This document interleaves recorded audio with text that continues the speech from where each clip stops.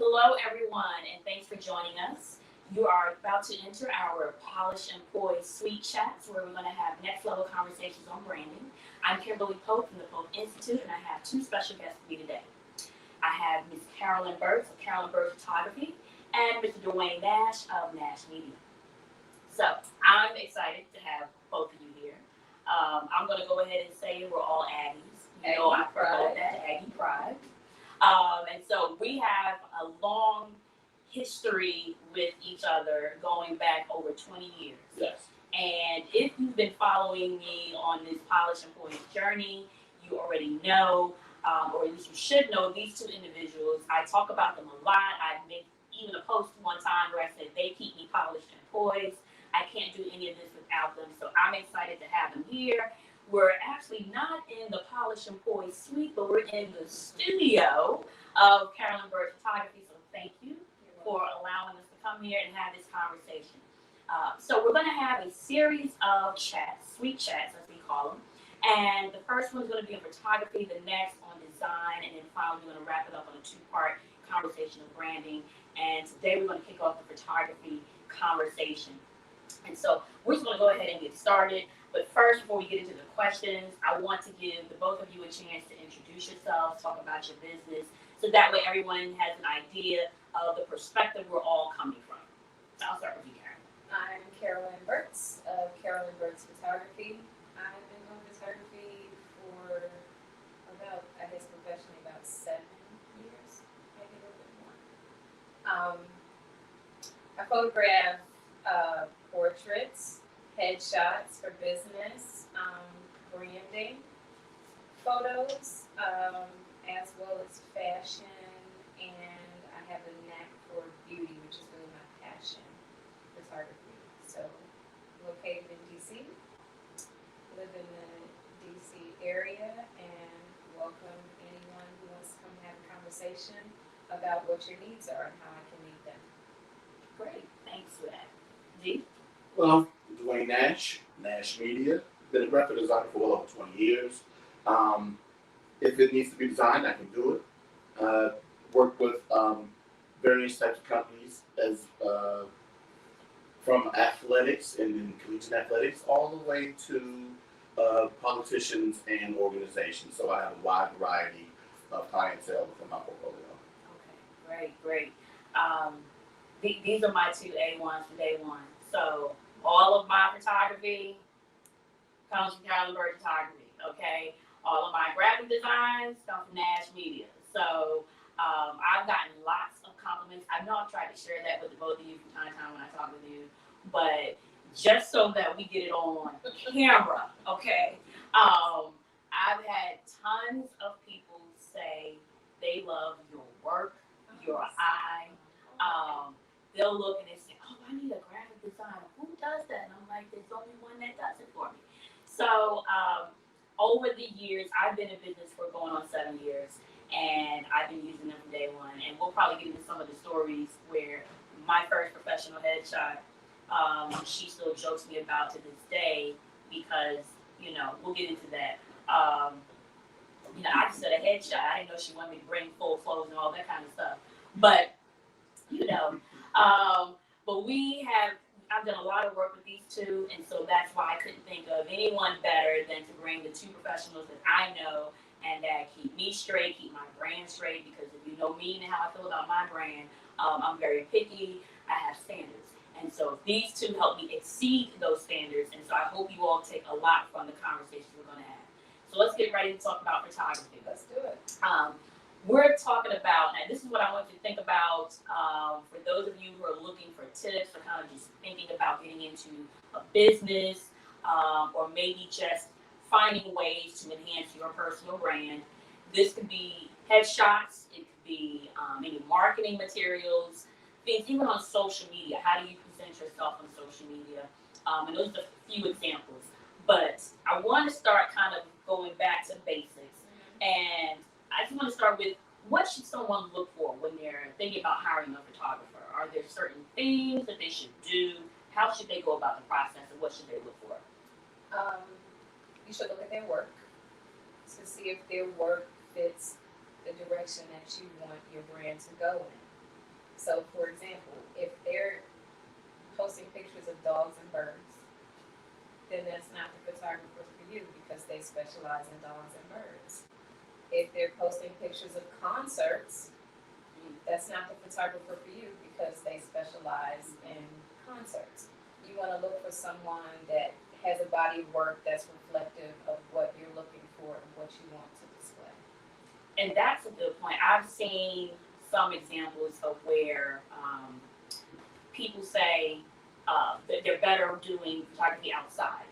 And so if you know you want to do a photo shoot outside, then that's probably the person you want to tap into because they understand how to really work with natural light and how to really make it work for you. Whereas if you get them inside, I'm assuming lighting is different. It's different. Working indoors. You can control inside, whereas you can't control much outside. Okay. And whatever they have in their portfolio, generally you'll find it on Instagram, is reflective of their abilities. So if they're taking a whole lot of pictures outside and they look great, don't ask them for a studio picture because that's not what they've shown you that they can specialize in. So Okay, great. What does a typical contract relationship look like? So when someone decides, okay, that's the partner that I want to go with, what are the things that they should have in consideration? Like when they have that conversation with you, what should they bring up as part of that conversation? Contracts, what are their rights? Or what are some of the things that you kind of talk to that kind of the next steps that happen once they decide that's the chocolate I want to go with? So it's an evolving process for me, but generally what I would say is, first of all, you have to understand that the work is the photographer's. You're purchasing the service and usage of the work from the photographer. So if at any point we decide we wanted to share your work, we're going to share the work. But generally I ask for an agreement before I share anything because people are guarded. We need to discuss price, what you're going to get for what you're paying for, and if that aligns with how you need the services to work or the product that you're getting. Some services require only digital work. Some services require digital and print work. So you need to know that when I shoot for this price. You're going to get this many photos with your session, and everything outside of that is an upcharge. If you decide that you come to the session and you don't like how you look today and you want this Photoshop, there's an upcharge for that because that's extra time and work that needs to be done, and it has to be contracted out. I could do it myself, but it's time consuming, so it's contracted out. So those things are very important and necessary to be discussed. It's like a handshake. So to me, it's always an evolving negotiation. There's a base standard that I start at that gives you this, this, and this, and anything that's a deviation from that, we need to discuss what the upcharges are going to be based upon your needs. Okay.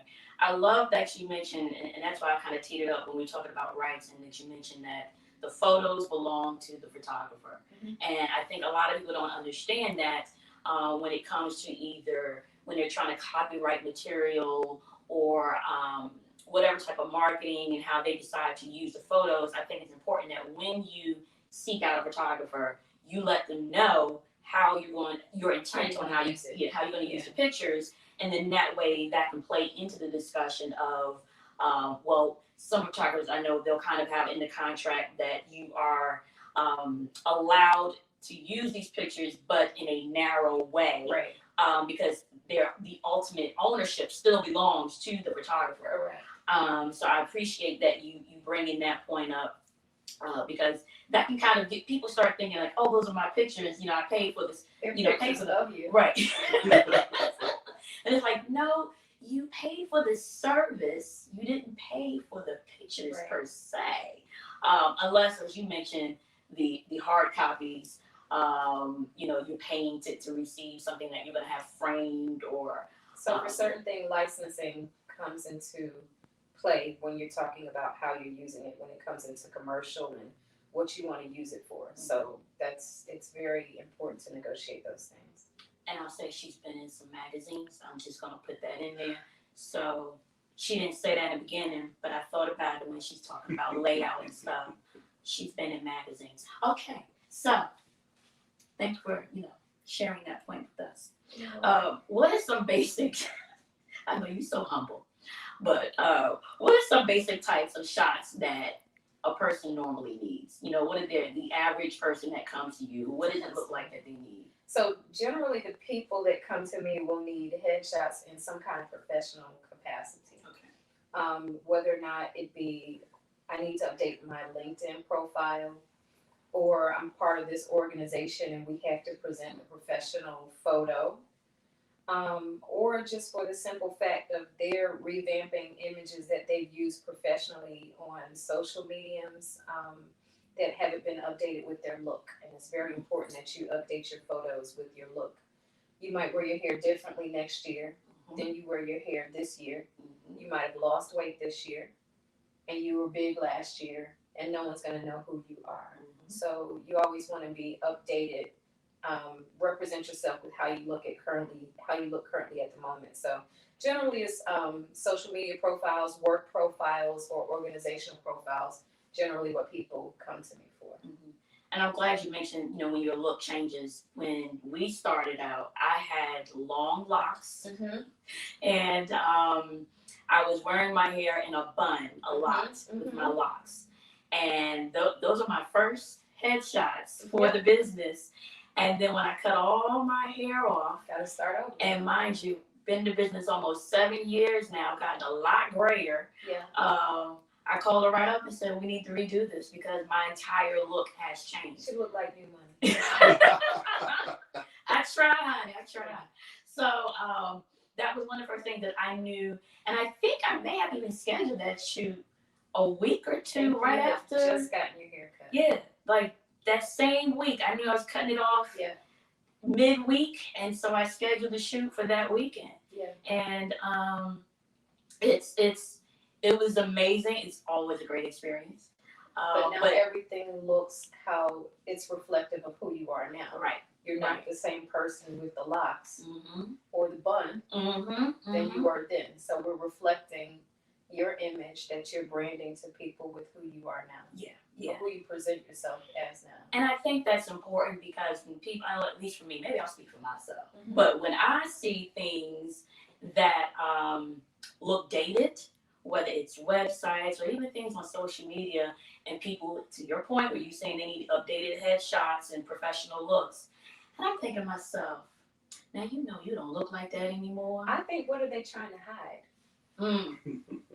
That's a good point. What are you trying to hide?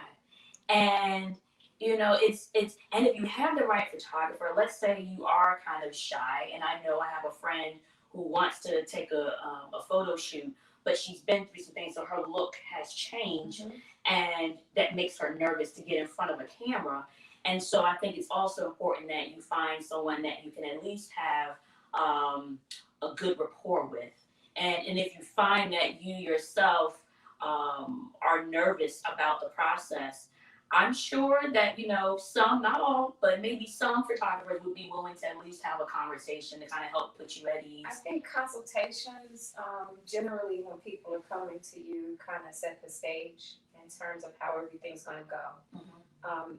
Even if it's a brief conversation of, hi, how are you? What are you looking for? Give me the dates and times and let's discuss what we can do to accommodate. You can pick up on whether or not someone's feeling insecure and whether or not they're really comfortable. I always approach it from a standpoint of when people say they have to lose weight or they don't like how they look, you are who you are today. The camera's not going to change who you are today. We want to capture you at your best as you are right now in this moment and present that to people. Because when you walk out the door, it's still going to be the same person that sat in front of the camera as it is that gets outside the door. So, how should one plan and prepare for a photo shoot? Always get your makeup professionally done. Makeup does not have to be bright red lipstick, a whole bunch of lashes, and tons of foundation. You just want to get your makeup professionally done to even out your skin tone and to make it look better, pleasingly in front of the camera.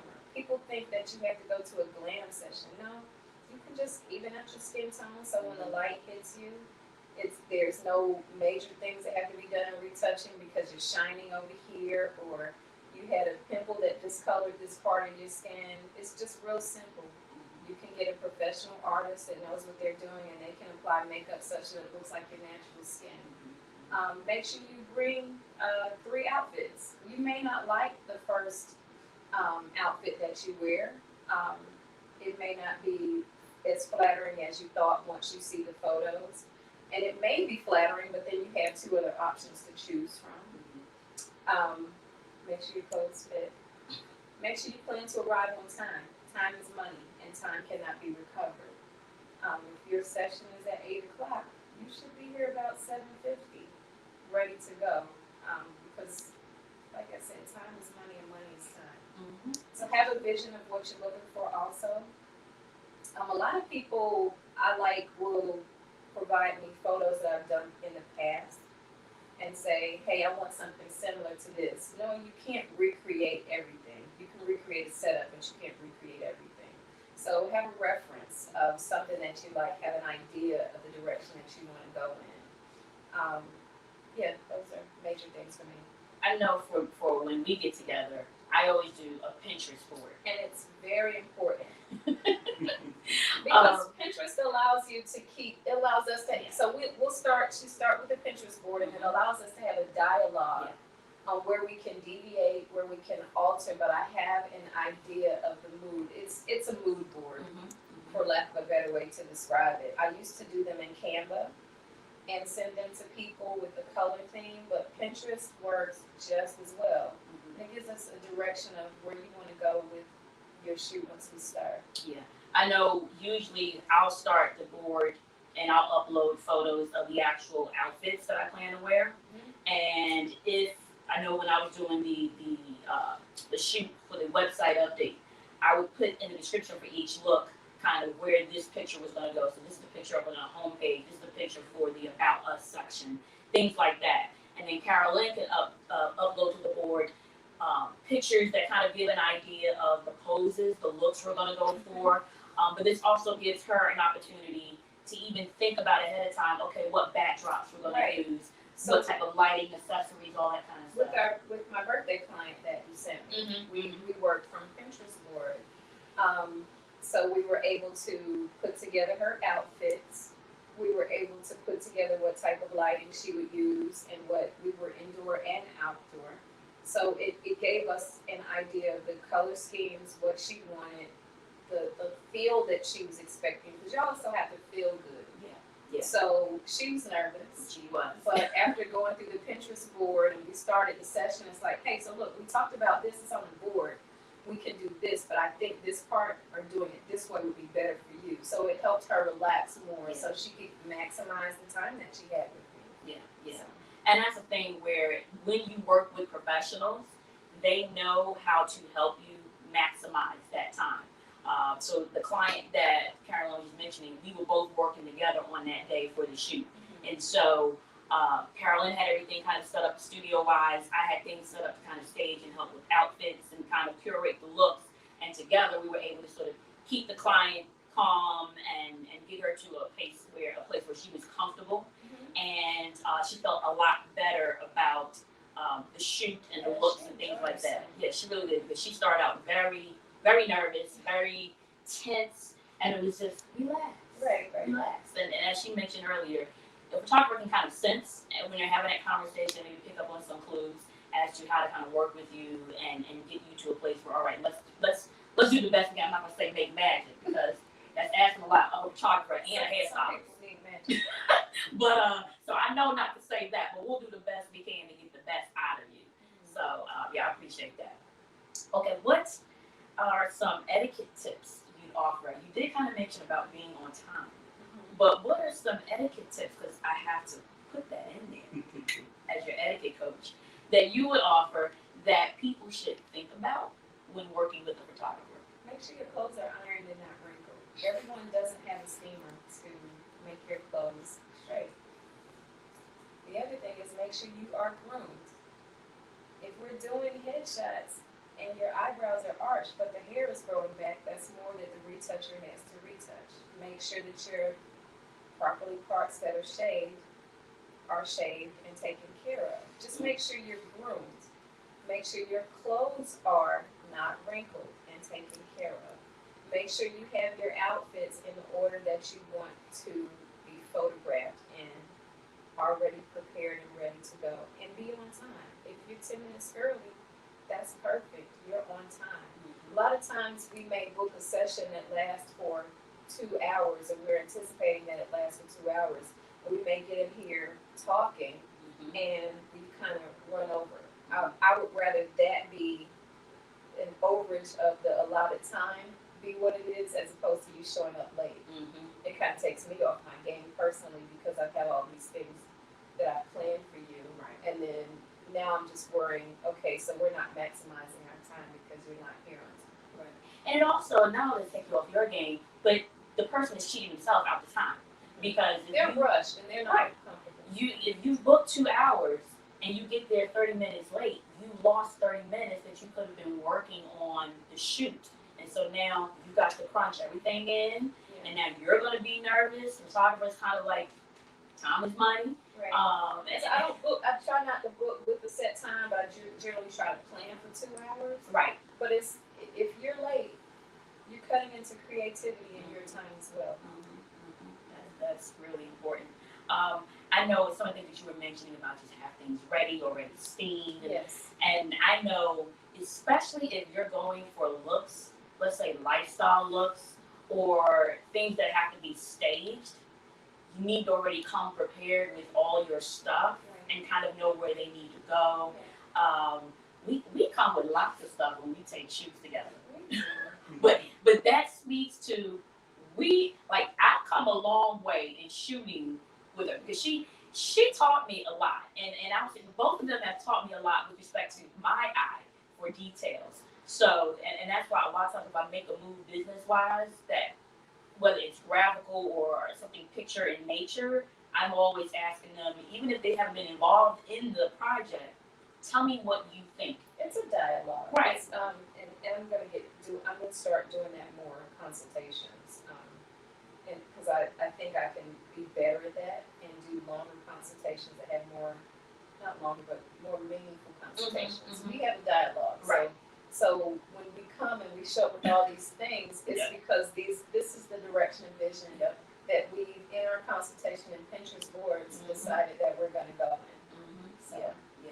And it's one of those things where that's where the richness comes from, with learning from each other and really bringing the best out of all of your projects.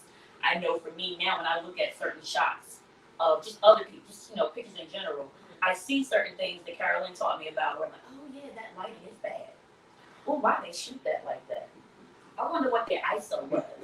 but I spot it now, because when you work with professionals, that also helps you in turn grow, and in your personal knowledge, that when you are putting together your own projects, you tap into that knowledge of, oh yeah, no, we're probably going to need to shoot it from this way and that way, because that kind of goes back to your preparation when you are getting ready to hire someone. Even though you have the photographer, you have the conversation, I still show up with my list of shots that, okay, I need to take these certain shots. And because we have a relationship that we do have, the personal relationship that goes back over 20 years, she'll say to me, okay, when are we going to do my shots? But you know what? It's great though, because we always end up using most of her shots and the things that she puts together. We'll use a few of mine. But that's just the way that's where, again, I'm going to use for us. We can make magic. That's where the magic comes from, because we've been doing it so long together. Just looking at things when I have conversations with Dwayne, and we're doing graphical stuff, or if I'm looking at, I need some more work done.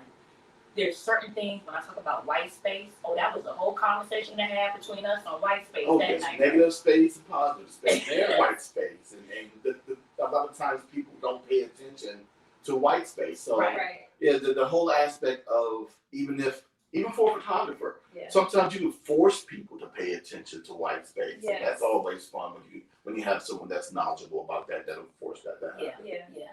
So that's always helpful, and I think these are some of the things that, while cameras, phone cameras are great nowadays, and especially with iPhone, the 12 but have you thinking you are a professional photographer. But you're not.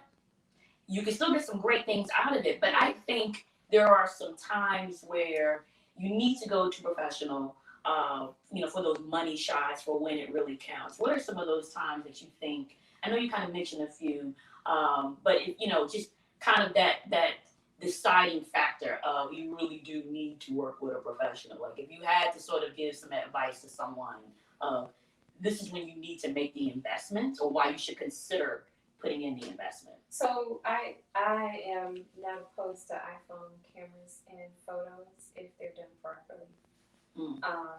I think you should make the investment when you are trying to launch a brand. I think you should make the investment when you're in your career period. I just think it's really all about how you present yourself. I can present myself with an iPhone photograph on a white background, but is there really any feeling behind this picture that I've just put the camera on the stand and taken? Does it really tell my personality? Your pictures, I told someone this the other day. I don't want to die, and someone has put the bathroom selfie I have of me on the front of the obituary. I don't want to die, and the picture of me is the last professional picture that I took 10 years ago, where my dreads were long. I don't have long dreads right now. Because you're going to go look at the person in the box and look at the person on the picture like they're not the same person. I want to be represented in all aspects of my life, perfectly captured at that moment and how I am now. And I think that a high quality, you can't get certain photos that are not going to print or result to a good resolution when you're transferring them from your phone. A lot of people like to go from their phone to a cloud service, which is already JPEG. The picture's degraded at that point, and it becomes pixelated. I think that you should focus on your best self. You can do it 6 months or once a year as how you present yourself at the moment of how you are at that particular time. You need it for branding. You need it for business purposes. I've had people come that are in pharmaceutical sales that needed new pictures for LinkedIn or needed new pictures when they went to sales conferences. They know that they can get a high quality downloadable photo that they can put across multiple platforms, that as that JPEG is transferred, that it's not going to lose quality as it goes from this platform to that platform. I've had people who wanted birthday photos and have wanted to blow those photos up to present at the party. You can get a professional photographer to do those so that when they are enlarged and the graphics and things are added to them, you don't see these little pixelated dots or blurry. You need a professional photographer to do all of those things. It's not just about taking the pictures to post to the gram, because we have lives outside of social media that actually make us money that's not social media, right? So you need something, you need a photographer to help you represent those points in your life, and that a graphic designer can also use when it's time for him to do his job. Exactly. Right? So if I took a picture on my cell phone and I sent it to him, by the time it gets to him, it's either, if it's an iPhone, it's going to come in HEC format or JPEG format. More than likely, it's going to be in JPEG format.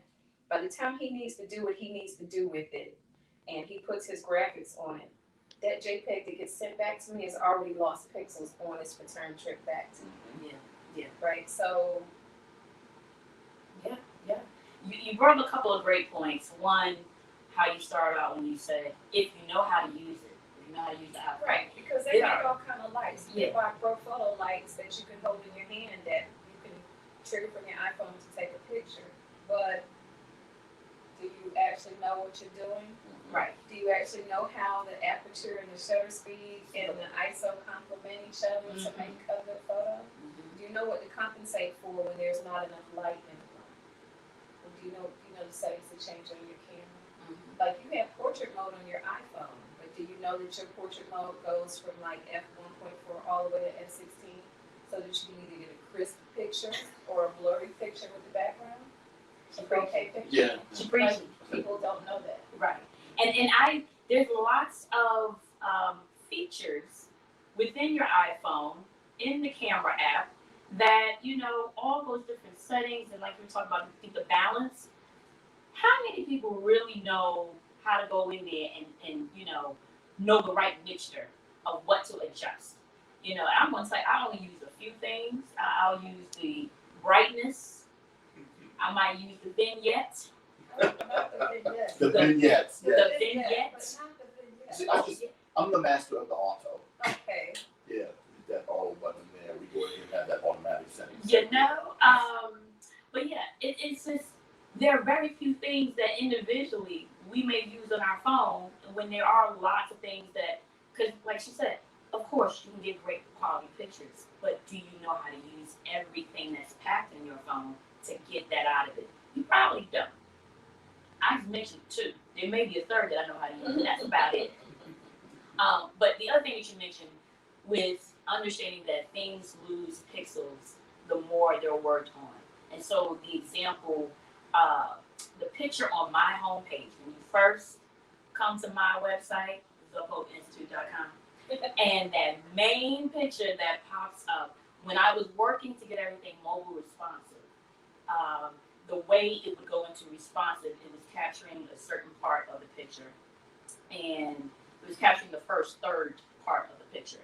And the way you shot me, I was in the middle of the picture. So when it goes to responsive mode, you didn't see me anymore in the picture. And so I had D take that picture and move my entire body in the chair to the left. And so now when you go to my website, you'll see that first picture and it's towards the left side of the screen, when technically when she shot that picture, it was shot with me in the middle. And that's the type of thing that by the time he got it back to me, because we started with a professional, high quality picture, that was, I think it was probably a PNG when it started. It was a JPEG coming from you? Okay. I shoot raw, but then I convert them to. Yeah, I was gonna Okay. say, yeah, the file was large enough to be a raw file. Okay. I okay. Raw files in the future. But again, to you. that's and we say that because PNG is an even higher quality, and come down to JPEG, you lose some, but because if you start already with professional, you can't really notice much. And so by the time I give it to him, he does what he needs to do, and then gives it back to me, and then I upload it. You never could tell that it lost any quality at all from what she originally shot. Well, see, that's the thing, right? So, yes, I can do my magic on any type of image. The thing is, though, the better the image, the better the result. Right. And that's why it was so easy for me to do that. You know, it didn't take me long at all. And I always preach that my work is only as good as the photography that's given to me. So it makes things that much easier for me when I'm given great photography. When I'm given trash, I'm just moving around trash at that point. So I've just become rock at that instance. You know, why am I sitting here moving around trash when you want something a whole lot better than what it is that you actually given to me? A lot of times I've had various arguments and fights about the quality of imagery that I've been given from clients, and they look at me like, dude, you're this magician, you're supposed to be able to fix this. I'm only capable of fixing at the limit of which you've given me. But yet you give me great photography to work with, you're gonna have a great result. Yeah. And you know, D has done all kinds of stuff to my photos that Cara-Lynn has taken of me. He moved my feet. I didn't know he moved my feet. Moving feet, honey. Moving feet. There was a picture where I guess my feet, it was with the chair, with the purple chair, and I think the way he was going to position the photo in my media kit, he decided to take my feet from another photo you took of me and put it into that photo. I didn't even notice. I didn't know the feet. I was like, oh, you put feet in here. And see, it was so natural. I didn't realize that was something he did. I thought that, my feet were already showing. But see, but that's the thing, right? When you have great photography and you have a photographer that takes multiple images, or take multiple photos from that same position, from that same shot, what you can do is it makes it that much easier for you to manipulate that thing and make one photo into another one by combining two. So I'd like to have Jay's blue and white photoshopped over these shoes. We can make that happen. That's not that difficult. Yeah, we can do that. See, I can't with y'all too. But see, it just happened to be within that set of shots from that position, from that pose. You had a couple of images where you could see her legs and feet, and then there were some where you took them a little bit higher. Right. And so I just took the ones where you can see the legs, positioned it the way that, a couple of the ways, and came up with that one image. I like it. And then there was another one that I did, one of my favorite shots of her that you did, where you're holding the Pope box, Yeah. right? Oh, the box. Yes. Yes. So there was one photo that I liked the best, but the box was dark. Yes. But there was another one where it was light. Yeah. It was a lot lighter, right? Well, the white box looked white. Yes. So I just took that box, did a little couple of alterations because once again, the hand placement and everything was close enough. Just sprinkled my magic dust on it and it worked. She had no idea. I'm about some magic dust. Magic dust. I can't with him. Yeah. So, Lord, but since we in that direction, what are some of the things you've noticed that when you do get? I know you mentioned when you get in trash, what you can do is move trash. But what are some other things or specific things that you've noticed when people are giving you pictures to work with, like and how you're able to kind of tell when something's been professionally done versus not professionally done? Oh, it's very easy, and Carrie's actually touched on it earlier. Of course, the bad ones that are always given to me, the ones that are given to me on social media. And it's always very low resolution. Oh my God, those are. And let me start off by saying this, right? Being that design vernacular has become such commonplace now because of social media, a lot of people like to use it and use it incorrectly. And a lot of times they'll say something to me and I look at them confused because they'll use a word but it used it in the wrong place, and they're wondering why I'm confused. Or like it's because you used it wrong. So have an understanding of that. It's just with anything that you do in business. When you're looking to do something, have an understanding of what it is that you're looking to do, so that you're capable of concisely and correctly conveying what it is that you need done. But back to your question in terms of the quality of imagery, the type of imagery, a lot of times people just snatch something off of Instagram or something off of Facebook and say, hey, I need you to blow this up for me. And just go ahead and just enlarge this for me so we can go ahead and print this large, right? Yeah, about that. That becomes an issue because, of course, having an understanding of a vector-based image and a pixel-based image, to go ahead and put it into kind of dummy terms, pixel-based images are basically photos, things that are manipulated within the graphic design program Photoshop. Vector-based images or images that are basically created on straight lines are a lot easier to enlarge and reduce in size and not lose its quality. When you're dealing with pixelated, God, I'm sounding like the nerd here. When you're dealing with This Yeah. is so when you're dealing with pixels and saying that you're dealing with a small, in most cases when you're placing on social media, it's going to be 72 dpi, right? You're trying to enlarge something, and in most cases, what you want to do is, in order to have a quality image, you're going to want as many pixels within an inch or dpi as possible. So if you're taking just those 72 dots within that inch and then increasing that inch, then of course that resolution gets lost, and that's when you end up with a lot of trash. Now you don't see it as much, but it still happens. Right? And you can tell when you see it. But yeah, the thing is, if you can get a professional shot, I would always advise it. But like you also said, you iPhones now especially, they have the technology to do it. The thing is though, you start talking about lighting and composition and the elements of design and making sure that design-wise, that photo is as good as possible. You just have this high-res image that the composition's off. It looks nice. But it looks nice. Yeah, it looks nice, but it doesn't. Right. So yeah, if you can get someone that has that understanding, it makes it a whole lot easier for the likes of me to go in and make whatever alterations I need to make it to give you what you need. Well, I think this tees us up very nicely for our sweet chat number 2, where we're going to get more in depth and talking about graphical design, and then we'll kind of wrap it up talking about branding in general. So I want to thank you all for tuning in to our photography special, Sweet Chat number 1. Make sure you tune in to Sweet Chat number 2 as well. Take care.